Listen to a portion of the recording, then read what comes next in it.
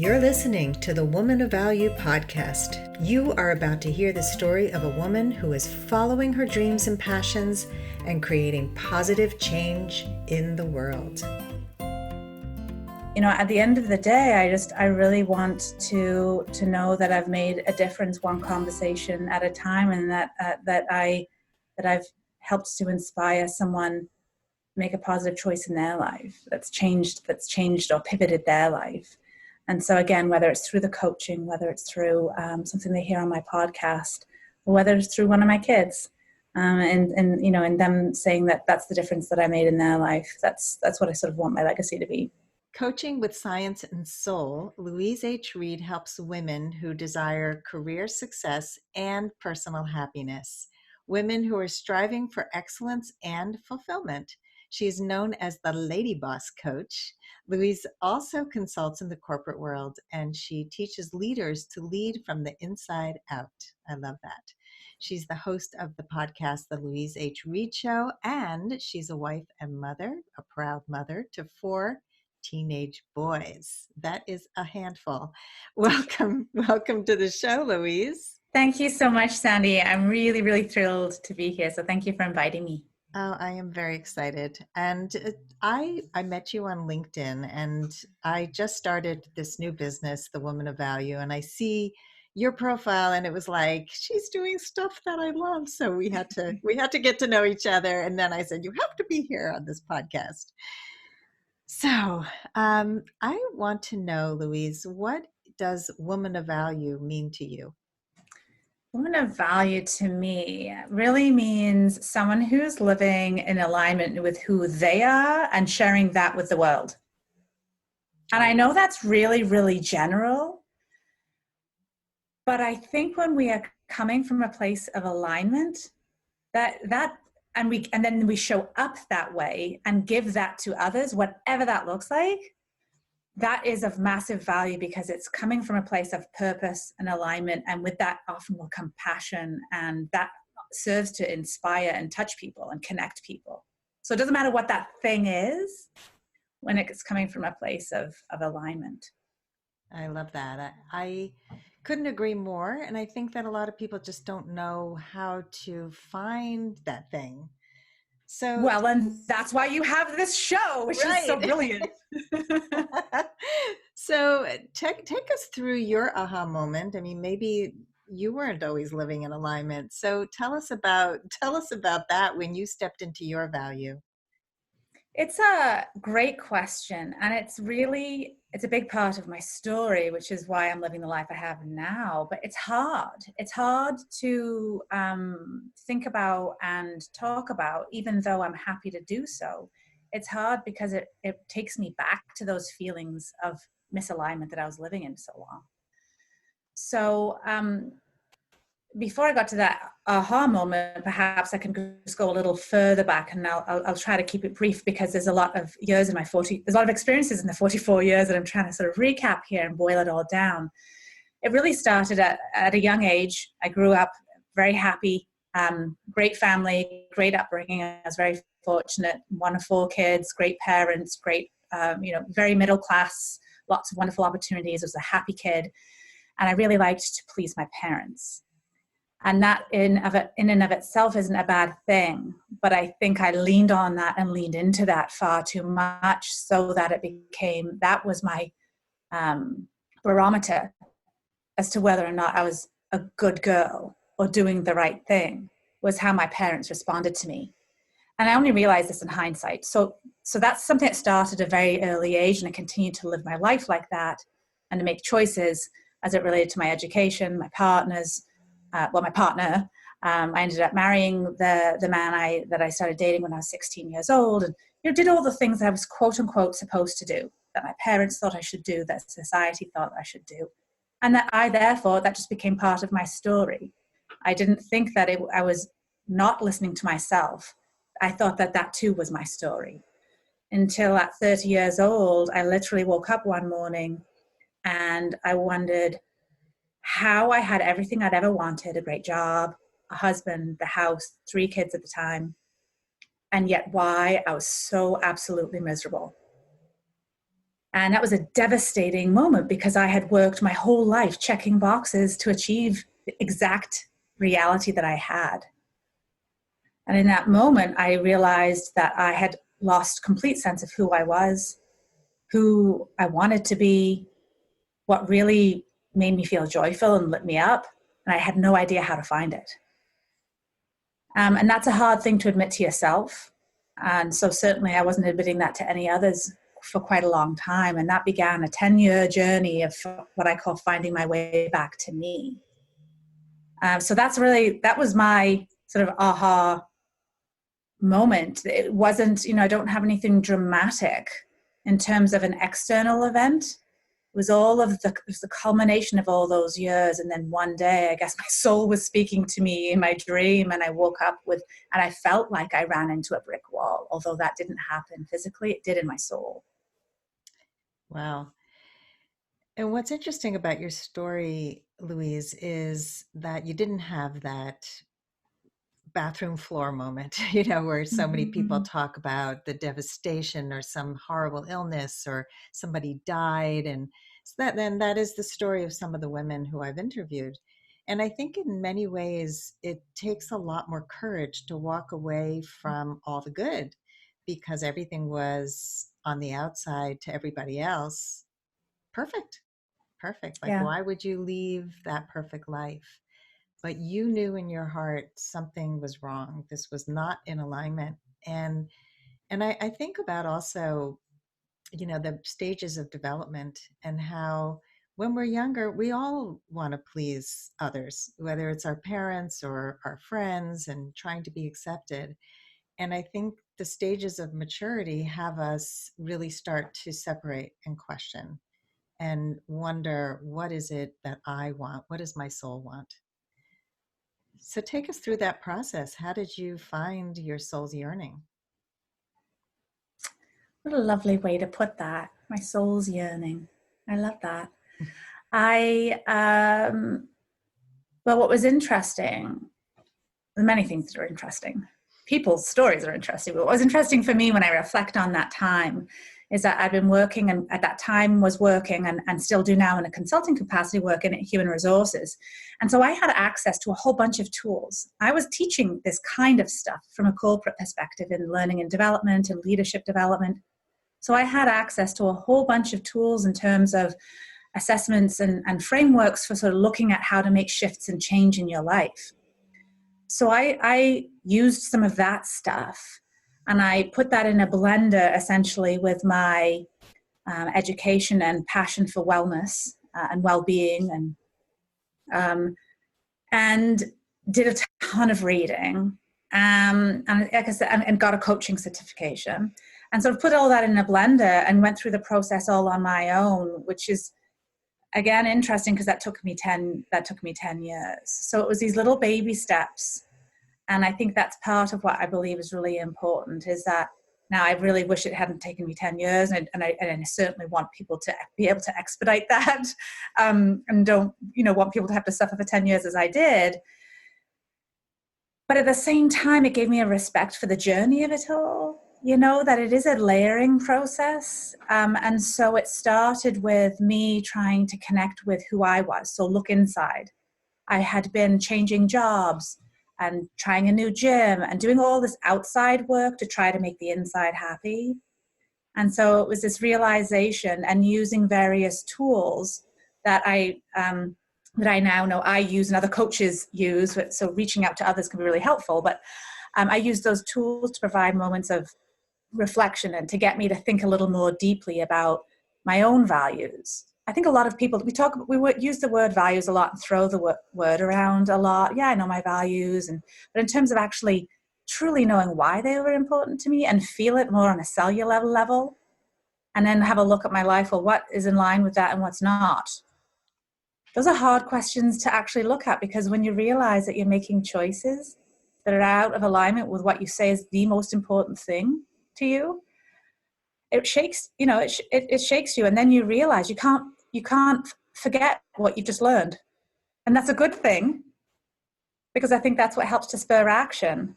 But it's hard. It's a hard thing. And I have learned, to lean into those hard moments. You never get comfortable with it. There's that saying, get comfortable being uncomfortable. And I don't know about you, but I really don't like that because it never gets comfortable. And so it was just little by little, started to explore those parts of myself that who was I? How did I actually want to exist in this world? What do I want to offer the world? What do I want to be remembered for in this world? What are the relationships and things that matter to me, and start slowly to create a life that lines up with that. That's sort of where I started. That's a lot of starting, but it's a big start, and it's a slow unfolding. And Mm-hmm. I hear you on the 10-year journey, and there are ways for us to expedite. And I think that a lot of people go it alone, as you did, as I did most of my life too. And I think that's part of the profile of the woman who is driven, who wants to achieve a lot, who is a perfectionist in many ways. It's very hard to ask for help, very hard to trust other people. I mean, there's just a whole bunch of stuff that comes with it. And I do remember in my coaching journey, when I was taking my coaching classes, that the values, I think that was one of the very first Mm-hmm. classes we took, was all based on values, because you really need to do that work in order to know how to align with those values. But most people can't do it alone. And one of the exercises we did was something called value strings. Are you familiar with value strings? I don't think so. I've certainly not heard the term. Tell me a little more. So the value strings are, you sit with a partner and you uncover like maybe your top 5 values. So if you have a value around family, for example, the strings that go after it are all the stream of consciousness that represents family for you. So two people can have the same value and it can look so completely different. And I think this is where we get tripped up often. For example, the person I married had a very strong value around many of the same things that I did, but we really didn't, because it exhibited in such different ways. We both had such a strong value around family, but for him, it meant mommy comes first.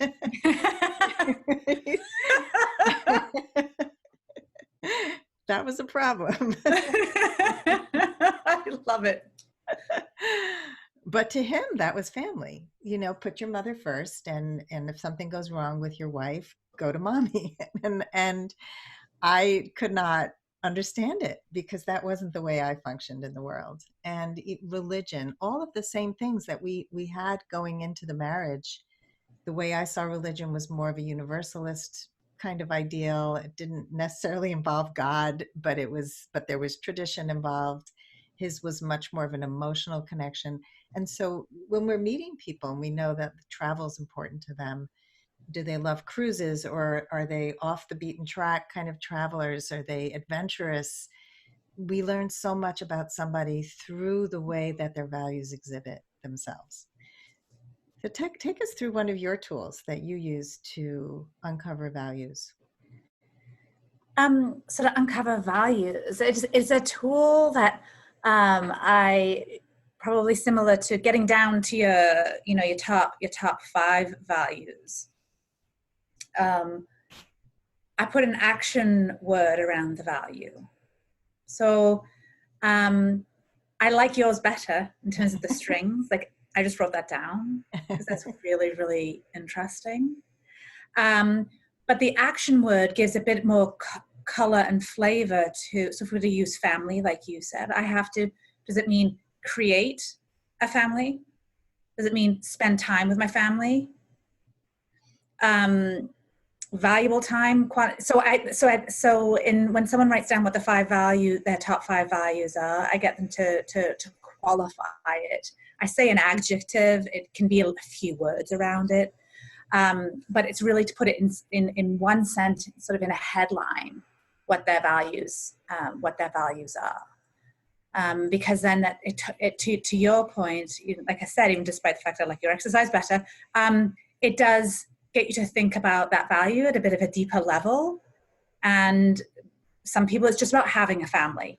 For me, it's actually about spending time with my kids. And my family for me is my kids.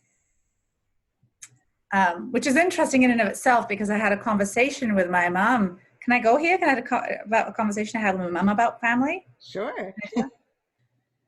Um, I was chatting with her. It was about a month and a half ago. I was chatting with her about something, and it was about going. She lives 4 hours away from me. My whole my nuclear family that I was born into, it was about 4 hours away from where I am. And I don't think my mum was very happy that I hadn't been to visit, in about a month or so. So she was asking me if when I was coming back next, and really being very nice and charming about it until I gave her an answer I didn't really like. And she said, I thought this is one of the reasons that you started your own business, so you could see your family more. And I said, probably not, probably a little bit with an icy tone. So sorry, Mum, if you're listening. Yes, you're right. My family, my children, and my partner. Yes, that's partly why I started my own business, so I could have a connection and spend more time and be surrounded by my family. So to your point, it's very interesting because I probably told my mom my family was a factor, and her interpretation of family was very different than what I was actually meaning. So obviously that didn't cause a massive problem. We talked that through, but it's so interesting how this discussion that we're having right now, it just manifests in so many different ways, in so many different relationships, in terms of really understanding, what your value actually means to you and other people's impressions of what it means. And it's fascinating. Yeah, and that's a great example of how we misinterpret each other's values because to your mom it meant spending time with me. And Mm-hmm. to you it's like, well, it's my immediate family, my Mm-hmm. children, my partner. And yeah, and we have to really define those things as we're designing our relationships with other people too. And that's something that I learned in coaching school as well. The whole designed alliance of how we set up our relationships.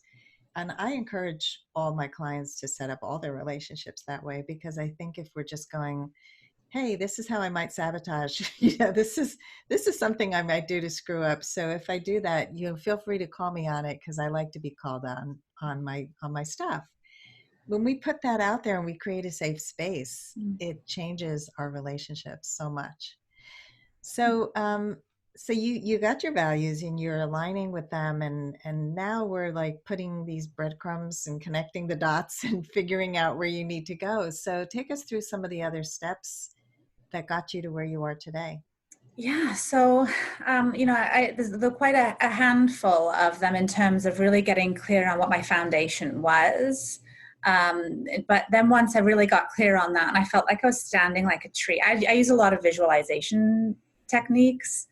It's not that I'm certified in any of those things. I just am a very visual person, and I know the power of visualization. And so I pictured myself as a tree. And I'm not a very creative visualizer, but don't hold that against me. So I imagined myself as a tree, and just as I was learning these things about me that are kind of my rock solid foundation that's immovable. If we think about the foundation of a house, I saw myself as a tree because it's a living and breathing thing. And so I liked that more than a square brick house. And I felt my roots growing. So while nothing in the outside world changed yet, almost everything had changed. From the outside, nothing had changed, yet everything had changed. And that was a wonderful feeling and gave me some courage, gave me a lot of courage and confidence that despite the hard things that were going to come next, I knew it was aligned and coming from my a deep soulful place, right? Coming from that truth. And I think that's what a lot of people that I know that I work with and people that I speak to, that's why they're uncertain about what step to take next. Oh, should I do this or should I do that? And it's easy to flip-flop because they've not built that foundation first. And so the more I sat with that and leaned into that, I felt the roots growing and getting deeper and deeper and stronger. And so I would not have been able to start then evaluating options in a really safe and fun, exploratory manner if I didn't have those roots. And so for me, that was about, I started asking, I remember sending an email out to a handful of people. It was about 10 people who I really trusted, who I felt would give me some good advice. And I asked them a few questions about, what do you see as my strengths? What do you think that I offer this world? And I asked them a few questions and words that they may use to describe me. And I was a bit nervous because on one hand, I felt like I was opening, a bit open kimono here. I was sort of exposing myself, and but at the same time, these were people that I know knew me best, and also would be very honest with me. They were people from my life, some personal friends, people who knew me professionally, but also knew me on a personal level. So there was a different kind of connection, but still a very human connection, not just a workplace connection.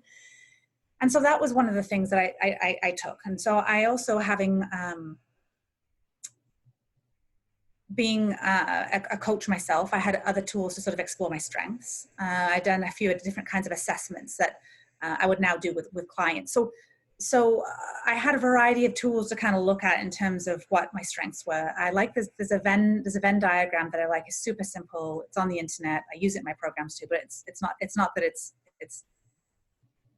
a difficult concept. It's not a new concept, but yet it's so simple and profound. There are three circles. One circle, and the intersection is where the magic happens. One circle is things that I love to do. One circle is things that I'm really good at, like naturally good at. And then the other circle is what there's a market for. And where the intersection is, that's magic. That's where that's the zone of genius that you want to sort of be in. I know some would argue that the third circle that I said, that what there's a market for, some people would suggest that that's not important, because if you've got enough passion and skill, or it's passion and strength, that you can create a market. I disagree, but anyway, that was my thinking. And not any one of these tools was the answer. And I say that because I think that we're all looking for someone or something to give us an answer. It's really a combination of all of these things, isn't it? That help to paint a picture of what's possible, because I think there's lots of really awesome possibilities for our lives that we could choose.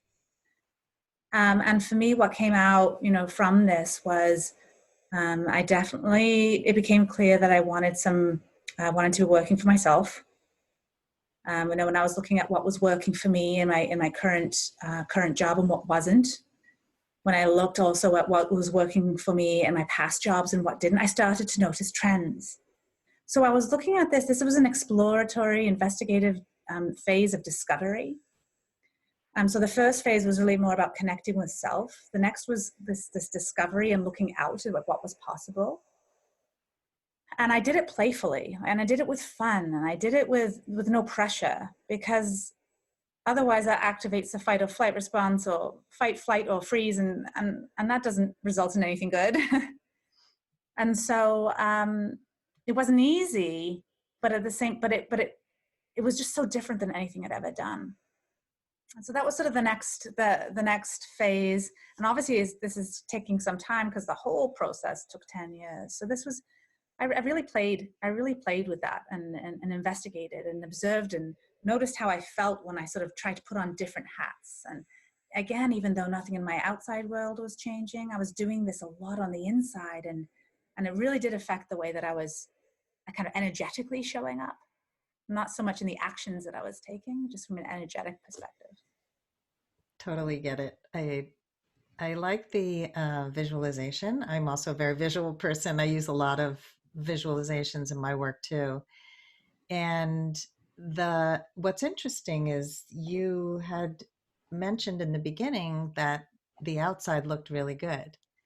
And so the outside didn't need changing. It was the inside. And so you've mentioned a few times that nothing really changed on the outside, and it's the roots that took root Mm. and started to grow and have that solid foundation. And I used to be the kind of person who would flip flop a lot, and I was afraid to state my opinion. And I think that I was missing those things too. I know I was missing them.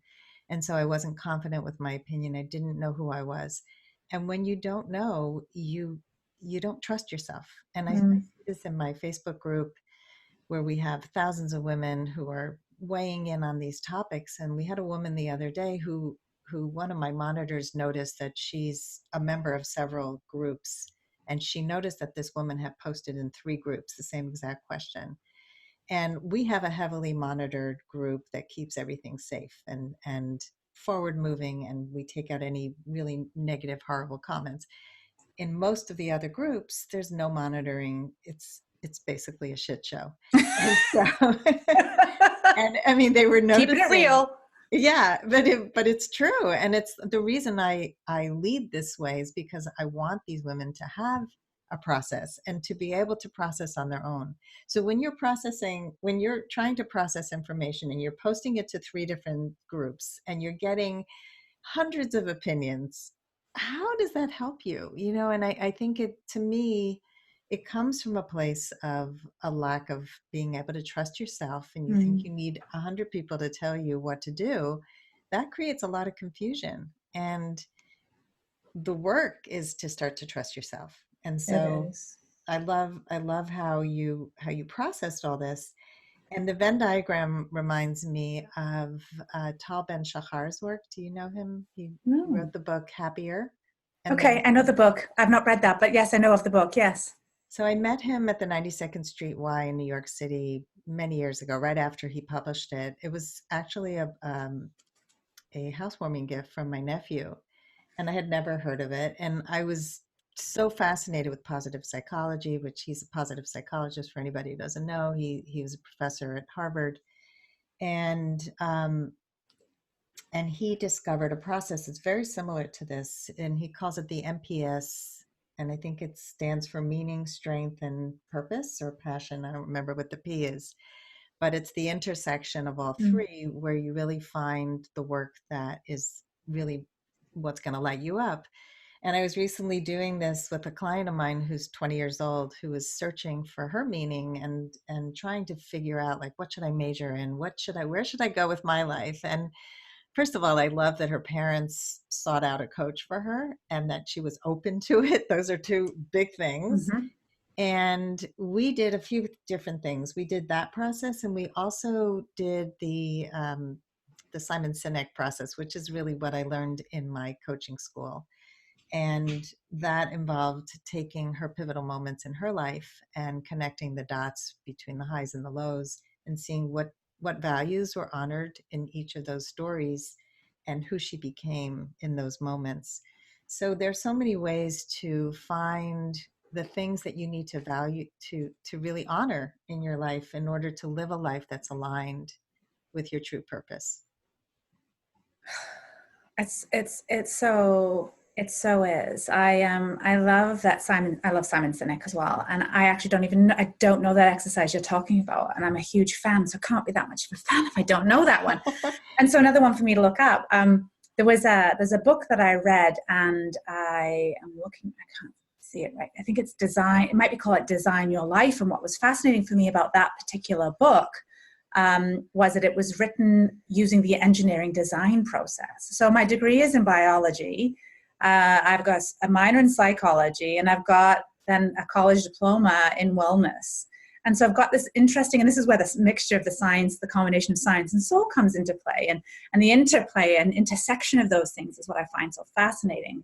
And so that's why I use the engineering design principles in my own exploration of coming up with other ways of designing my life, and some of the examples and some of the exercises that I went through were from that book. And so it is there are so many ways if you could just pause and ask. There's and then start to explore. There's so many ways and people that can guide you to these answers. But the same kind of thinking that got us to where we are. This is a quote by someone famous. um, the thinking that got us to where we are is the same kind of thinking that's going to get us to where we want to be. So, Yeah, that's Einstein, I think. thank you. Yeah. And I love that you have the science brain. I think that's why I like you, because I also love science, and I love to know that there's something to back up Mhm. this all this stuff. Because when I first heard about coaching, I thought, oh, this is some kind of woo-woo crazy thing. And then the first person I met who was a coach was the most brilliant woman. She had a PhD in education, and she said, oh my God, this program that I'm going through is incredible. And so she convinced me. And it was Yeah. just like, oh, if someone like that is coaching and loves it, this is a cool thing. And yeah, so just knowing that their scientific background, meaning to back it up. I also really love that you mentioned play and the the letting go, the not pressuring. I think that we are in such a high pressure world, and so many people don't start something because they're so everything has to just be proven, and Mhm. it's so serious, and I have to know all the steps and get more education and do all these things before I can actually launch, do something, write that book, get on a stage. And I think part of what I'm seeing in all the women I'm interviewing is that there's a leap that we have to take. We and and when you can have fun with it, so much opens up, because you also mentioned the taking the time to be present and listen, because Mhm. we are so not present today. I mean, Mhm. we're on our devices. We are so busy not stopping to think, to process, to take a walk in nature, to really have that creativity flow through us so that we can listen to the voices that are trying to tell us, you're going in the wrong direction, you're going in the right direction, try this. What did you learn from it? You don't have to stay with it if it's not working. Yeah, so I love your process. I can, see how you became the success that you became today through all of these steps that you've taken. Thank you. And I think that to add to what you're saying, I agree. First and foremost, I agree with all of that. And I think that and I'm not sure how this has happened, but that we expected at a very young age to know what we're going to do for the rest of our life. And when I decided and realized that I don't even now need to know what I'm going to do for the rest of my life. I don't know if I'm going to do this for the rest of my life. I'm probably not going to do this for the rest of my life because I hope that I continue to evolve and grow. And as a result, as I continue to evolve and grow in the role that I'm doing now and in the work that I'm doing now and how I'm helping others now, something else will likely sprout from that. And again, it's just about always knowing what the next right step is. And I think when we give ourselves that permission you can still be high achieving and want to achieve lots of great things in your life and do that in a very aligned, intentional, and mindful way and be successful. It's not, oh, well, if you're not going to do it the traditional way, you're throwing all caution to the wind. I think if we're not following the paradigm that's sort of set before us, that means that you're, you know, a hippie or something. Not that there was anything wrong with hippies, but and it doesn't have. It's not. That's not the only alternative. Yeah. There's Uh, something else in between. there are many things in between. Many And things.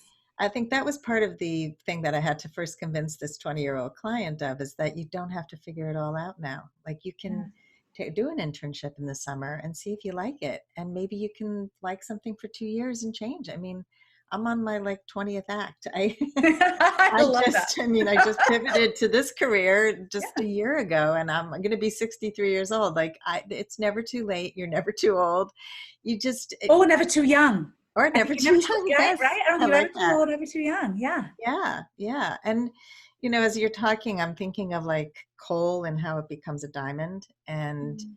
I feel like as we just keep refining and refining, it becomes shinier, more brilliant, and we take all the gook off and Yeah. all the stuff that other people put on us or we put on ourselves, and really start to reveal the real diamond that's inside. Oh, that's beautiful. That's a really, really beautiful description. Well, thank you. Well, you inspired it because it just came as you were That was talking. brilliant. Ah, It actually reminds me of one of my favorite quotes, which is, and then the day came when the risk to remain closed in a bud became more painful than the risk it took to blossom. I saw that on your website. And Yeah. actually, you quoted a different person as the author. Than I thought it was Anais Nin who said that. Oh, I Um, put Elizabeth. Okay, so I'm glad you mentioned that. I'm going to double check that. okay, but regardless, it's one of my favorite quotes too. And Well, I'd like to be quoting the right person. it was something that was sort of the underlying quote when I was leaving my marriage, Yeah. because that was it. It was like it being in that little cozy, comfortable space felt really uncomfortable. Yeah. And I think that too many people hide in that stay in the bud, and Mm-hmm.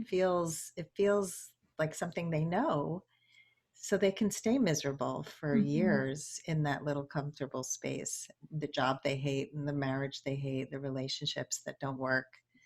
And you don't have to live that way. Mm-hmm. So let's Interestingly, that was also the visualization that I had when I was in labor, which is true. But that's a whole other podcast. that's a whole other bud too. It's a whole other bud.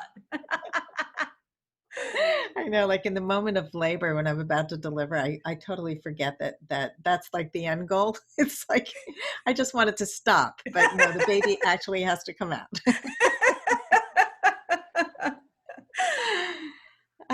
So Louise, what are you creating in the world today?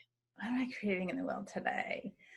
All sorts of stuff. I show up in a way, in some, so the formal ways that I sort of show up is in terms of a coach. So I've got an international coaching business for women, and I support women who are at that crossroads in their life, similar to where I was, and help them, to rediscover their identity, and design a life of passion, purpose, passion, and joy that's in alignment with them. As you mentioned, I also have a podcast and a live radio show, and that is my favorite hour of the week.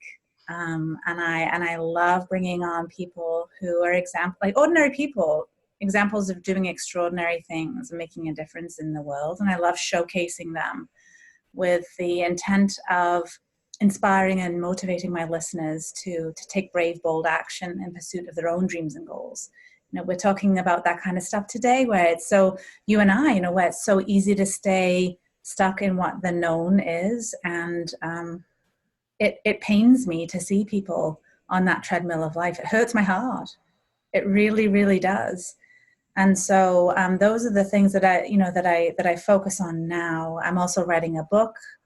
And I have some inspirational messages. Inspirational messages are all around me in my life, and so I'm just getting those on a few T-shirts and some other mugs and some other things that we see a lot. I love mugs for those who may be watching this on video, but whether it's Wonder Woman, whether it's something else that's got a positive message, I think how we, the people and the things that we surround ourselves with, so even within our environment, are a big influence, can be a big influence. Not on any given day, but day after day. All these things have a cumulative effect. At the end of the day, I really want to know that I've made a difference, one conversation at a time, and that I've helped to inspire someone make a positive choice in their life that's changed or pivoted their life. And so again, whether it's through the coaching, whether it's through something they hear on my podcast, or whether it's through one of my kids, and them saying that that's the difference that I made in their life. That's what I sort of want my legacy to be. That's great. I love it. I like the Wonder Woman. I was I was thinking of commenting on that. That's a great mug. Thank you. And you have tattoos, and I noticed that when we first started. Can you talk a little bit about your tattoos and what meaning they have for you? Sure. I actually I think I have three tattoos. I got my first tattoo 2 months after I left my now ex-husband. I knew I'd wanted a tattoo for years, and I never knew just what I wanted on my body for the rest of my life. And as soon as I left, I knew what I wanted. And interestingly, it's on one of my shoulder blades. So I won't show you it, but it says "Live, Laugh, Love." And while that is a common phrase that people hear, that we see that on all sorts. Sometimes see that on people's walls where they've got the nice lettering, or on a journal they may have or something. For me, it's a reminder of the things that I had stopped doing for so many years. And for me, putting that on my body marked that commitment that I'm never going to stop living, I'm never going to stop loving, and I'm never going to stop laughing. And so that's the significance. The irony is that it's on my back though. So I don't see that as much as I'd like. But at any rate, that was deeply meaningful for me. It was also marked a time in my life where my ex-husband, he never wanted me to have a tattoo. And so it was this freedom of self, this allowing myself to do something that was deeply meaningful for me as well. So it had a number of meanings. I want to make an observation Yeah. that it doesn't have to be out where everybody can see it, because that's part of your whole transition was Yeah. from everything looking good on the outside. It was the Yeah. inside that mattered. So I feel like that aligns with your whole process. Oh, I love that. Thank you. Because that's where I felt that I wanted to go. So that's why I just did it. So thank you for that, for sharing that, because I enjoy that perspective, and it's deeply meaningful for you to share that with me.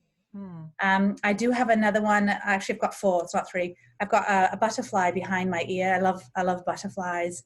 I just think they're pretty and they look free. And they all look so different. And I think it's the way that they move, even the way they flutter around, and they don't seem to have. I just feel I get the sense of freedom when I see them, and obviously the metamorphosis that they go through. So that was deeply representative of what I went through. So I got one of those behind my ear. So it's only seen when my hair is up in a ponytail. So interesting again that one's sort of a bit more hidden. Mm-hmm. And then I have 2 more tattoos. The one I've got on my chest here, this one's more out in the open, and this is half of a Coldplay song, the lyrics of one of their songs that's deeply meaningful to me and my new partner. He got the other half of the verse on his bicep, and I got the half of the verse here. Oh. And so that one is more of an outward display, which is interesting because it's like here I am joyfully united with someone that I'm really happy with for the first time in my life, in partnership with someone. So it is more of an outward display. So it is interesting then that this tattoo is also more outward facing. Yeah. So what does it say? What does my tattoo say again? I can't read it. And I think it's it'd be better if I could sing it to you, because it's going to be, but I'm not going to. Come on. Oh, you said that so nicely. It says, and you're the air that I can breathe. You're my golden opportunity. And yeah, it's a special song that the 2 of us connected on. It's not a Coldplay song that was ever recorded outside of a live show that they did. So it's sort of got this private essence to it. Here we go back to the private public. Yes, it's interesting. Hey, I got to explore that a little bit. Yeah, really. You got me thinking, Sandy. Thank you for putting me onto that. And then one on your wrist. And then the one on my wrist, it's a queen's crown, and then an eternity symbol underneath it. And so my partner got the king's crown, the eternity infinity symbol underneath as well. So we got that at the same time. Just the symbolism, obviously, of the king and queen of our own lives and one another. And we know what infinity means. So yeah, that one it's an interesting way to express something that's deeply meaningful. And it's been that too has been quite the journey. The process of getting it on is, it's quite a decision to make. And it's a very reflective journey before you even decide to go and get it, to get inked. And that's quite a moving experience to go through as well. But I think you got to be really very present and mindful to really take in what all of that that signifies. And I've certainly been able to dig into that more since having had this what I call a midlife awakening. And I really feel like I'm awake every day. I just feel like I'm awake. I remember saying I feel badly that I said this to my now ex-husband, but he was having a really hard time coming to terms with the fact that I did not want us to be together anymore. And I was trying very hard to be kind, and sometimes being kind, you have to be a bit firmer and be very clear. My maybe this was too clear. I said to him, I would rather be dead than married another day to you. That's how strongly I feel. And that was true. Wow. That's And that's a harsh. hard, and I said, my delivery was kind, but there's nothing kind about those words. Yeah. And that's when he got it. Yeah. And that's when he got it.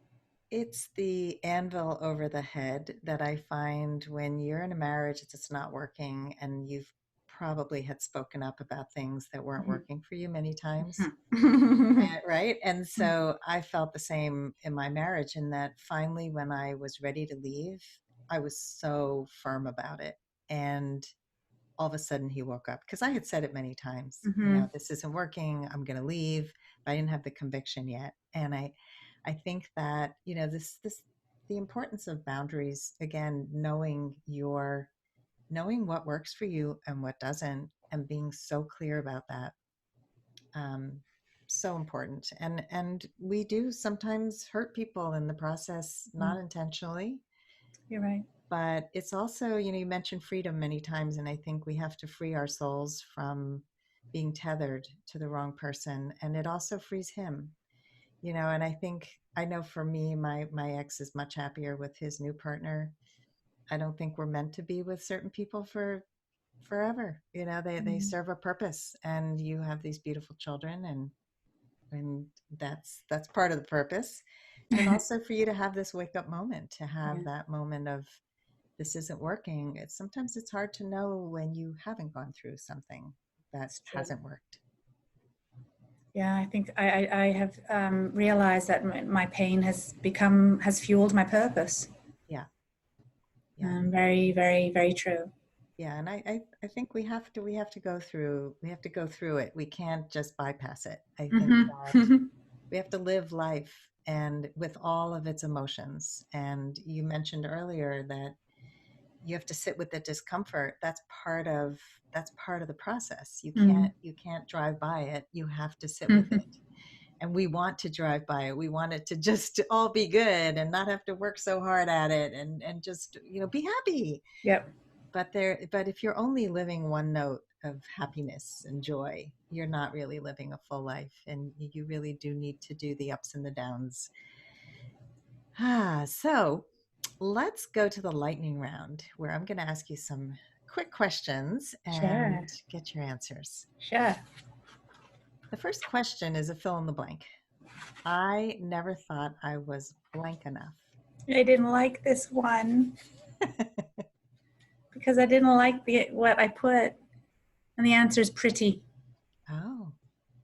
Uh-huh. Wow. So when did that change for you? I'm not sure it really has. Oh. I'm not sure it really has. And where did that come from? My sister is stunning. And people, when I was younger, thought I was a boy. Me too. I knew we were meant to connect, Sandy. I was called sir so many times.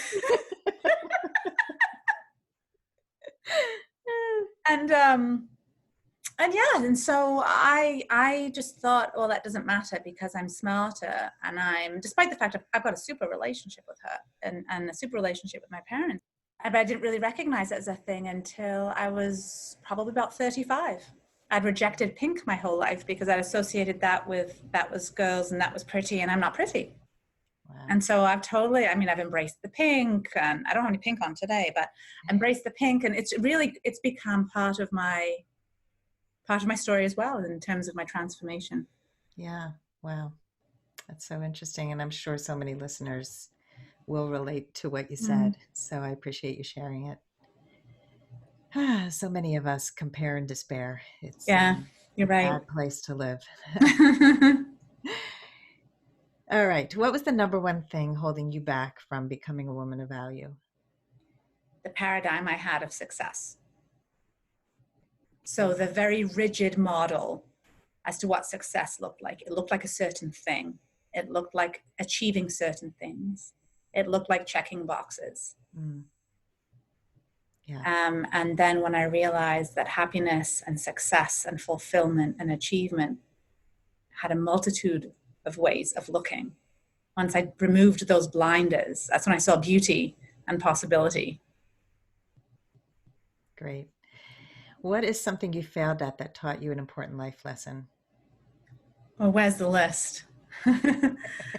um, I think the biggest lesson was probably my failed marriage, which I even hate saying. If I don't think I've ever said it's a failed marriage. Obviously, it kind of was, because it's not together now. But I think I learned so much from that. I learned the power of forgiveness, and who it ends up helping is you.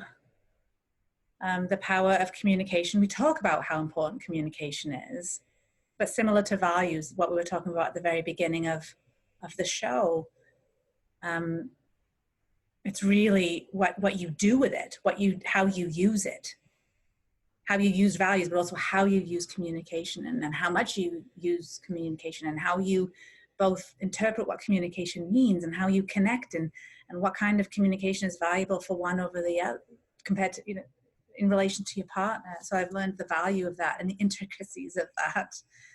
And I learned what love really meant, and boundaries, and the importance of boundaries, and knowing and setting and staying true to your boundaries. Great lessons. I'm teaching a class on boundaries tonight to my membership club, and I've taught a whole program on boundaries, a course with my co-host Teresa Byrne, and we're trying to get that relaunched. But it's one of my favorite topics. I that was probably my most important life lesson after my marriage ended, was going, okay, boundaries, they keep getting stepped on. Why? And Yeah. I had to learn. And again, many of us in setting boundaries, we put up walls. And at the beginning, when you're just trying it on, it can come across as harsh and commands and Mm. demands. And to be able to get that, what I call a soft pink velvet rope, it's that it's gentle. It's Mm. that rope that keeps the wrong people out and the right people in. And you get to be in charge, but you're not putting up this big wall, like, Right. stay away from me. Yeah. And because that's a disconnect. The real boundary, to me, an ideal boundary connects you to the other person. And a person who respects your boundaries is a person that you want to keep in your life. And a person who disrespects your boundaries is saying that my needs are more important than yours. Mm. And that is never a good thing. Oh, that's beautiful. I love that visualization of that pink, like pretty pink robe. That's beautiful. Thank you. What is the best advice that you can give to a woman who has given up her value in the past and she wants to become more of a woman of value? To tune in, to tune inwards, to pause, to tune inwards, and to listen to the whispers of her soul. Ooh. It's in those quiet moments that we're so often scared to go to, and to those quiet moments that we're scared to give ourselves. And if we're scared, it's probably because we're afraid of what we're going to hear. And I think that one of the things that I've really learned that's so valuable as well is you don't need to take action yet. Just because you can sit and observe and sit and be okay sitting with that. So just because you learn about something about yourself and you start listening, it's okay to sit. Because there will come a time then, the more you observe, the more you listen, there'll be enough of a wave that when you are, I should be careful about saying when you're ready, because I don't think we're ever actually really ready. But there will come a groundswell or a movement or a sense of rising inside you when you then feel scared still, but compelled to act. I like that. And so I think that's it, because I could go Yeah. on. No, it's a great way to think about it, and brings back to mind the quote that you shared about the Mm, being tight in the bud. You get so uncomfortable with that, mhm. and you just have to act. And it's sort of like a percolating. I see it as like I Mm. percolate for a long time. It's like I'm sitting with it. Like with the Woman of Value, I had the URL for it for probably 3 or 4 years. Wow. I kept using that term. I had coined it. I was using it for every single program I was creating, but I never created the movement that I wanted to create until my coach said to me, Sandy, you've got to do this. You've been talking about it for years. You've got to do it. I know it's scary, but you have to do it. Yeah. And it took her to say, oh, yeah, you're right. It woke me up Yeah. to taking those risks, and it was scary, really Yeah. scary, but exciting. Do you have I'm any glad you books? did. I'm Oh, so glad you did. thank you. Do you have any books that you would recommend? I love books to the point that I have made a promise with myself to not buy another book until I have finished the ones I have. I love books. So yes, there are three. I could list and rhyme off a whole bunch, but there are three that kind of come to mind. Very different kinds of books, and that's why I chose these three to maybe share. One is perhaps for someone who is just embarking on this kind of journey and shift. They feel a rising, but don't even really know. I've never really dabbled in personal development, and but know they want to go there, but are sort of a bit afraid. You Are a Badass by Jensen Chiro. I just think that's a great, easy read, full of insightful statements, comments, and exercises, and it's funny. Um, Gifts of Imperfections by Brene Brown. I mean, who doesn't love Brene Right. Brown? I love her. And if there's someone listening right now who doesn't know who Brene Brown is, that is totally okay. Go onto YouTube or TED Talks or YouTube and look at her TED Talks, and that would be a great intro to Brene Brown. Yeah. And then the third one is Big Miracles by Joanna Garzilli. Hmm. And that's more of a spiritual exploration in a very, very real and physical realm. The way that Joanna talks about spirituality in the physical world to me, is unparalleled by any of the others that any other spiritual guides that I've read before. Hmm. Interesting mix of books. I thought you were going to mention That's What She Said, because that was a book that I found through you. Yes, I know what I feel now. Joanne Lipman, I should have said That's What She Said. Yes, so that I'll add that one. What men need to know and women need to tell them about working together. Yes. That's So a there's the great book. fourth. Right, right. There's a million of them, I know. Uh, I definitely am going to check out the Big Miracles book. And again, it represents your values of balancing the science and the spiritual, and the whole holistic way of looking at life. What is your favorite Woman of Value quote, Louise? Is it my latest? Because this too is constantly evolving and changing, right? As things speak to us in a different way and elevate us even more. And it's a Meghan Markle quote, and she said, "Women don't need to find their voice; they already have a voice. They need to be empowered to use it, and others need to be encouraged to listen." I love that. Wow. I know, right? I heard that and I was blown away. Oh, wow. Yeah, I thought that was very strong. She's an interesting woman, that Meghan Markle. I first discovered her on Suits and thought she was like a kind of a B actress. And I mean, she was fun to watch, Yeah, but never thought I'd see her in this position. And wow, she's really stepped into her value, I'll tell you. she has, and she's creating quite the stir. And I don't know what's going on over there in Buckingham Palace, but yeah, that too is another podcast episode. So you spoke a little bit about your legacy, but if you can embellish that a little bit, how would you like to be remembered? I want to be remembered that I lived bravely, I loved boldly, and that I was truly happy. And that through my actions, it inspired others to do the same in their life. Beautiful. Louise, tell our audience how they can find you. You can find me either through my website at louisehreid.com. And if they want to listen to me, they can find my podcast by through the regular channels, iTunes, Spotify, and iHeartRadio. And I'm the Louise H. Reid Show. Awesome. Well, thank you so much, Louise, for coming on the show today, for being such a beautiful model for what a woman of value is and how anybody can step into their value, and it doesn't have to look a certain way. And I just love the permission to have it unfold in the way that it needs to be. Thank you so much, Sandy. You've just been such a kind and gracious host, and thank you for helping me learn a little more about me through this podcast. That was really exciting and unexpected. So thank you. If you would like to step more fully into your value, grab a free copy of The Ultimate Guide to Becoming a Woman of Value on my website, thewomanofvalue.com. Just click the link at the top of the homepage. And if you haven't already done so, be sure to click the subscribe button in your listening app. And if there's something in this episode that inspired you, please share it with others, because the more we share these inspirational stories, the more women of value we will have in this world. I'll see you next time.